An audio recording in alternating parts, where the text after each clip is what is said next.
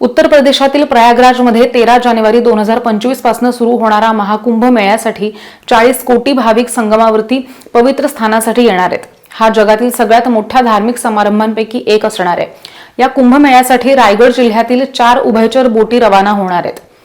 ह्या बोटींमधून भाविकांवरती करडी नजर आणि बचाव कार्य होणार असल्याची माहिती ITUS मरीनचे व्यवस्थापक संचालक अंकित वाघ यांनी दिली।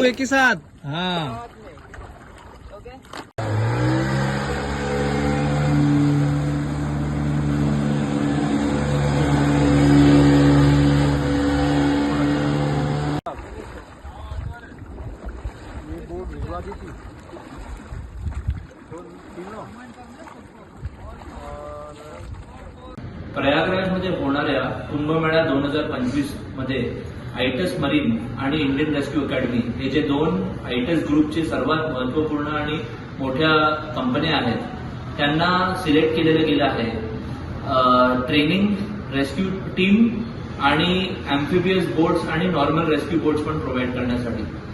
आपण अॅम्फिबियस बोट्स VIP मुवमेंट, मंत्री मुवमेंट आणि स्पेशल प्रोटेक्शन टीम साठी प्रोव्हाइड करतोय आणि रेस्क्यू बोट्स, रेस्क्यू टीम आम्ही रेस्क्यूच्या कार्यकर्त्यांसाठी प्रोव्हाइड करतोय।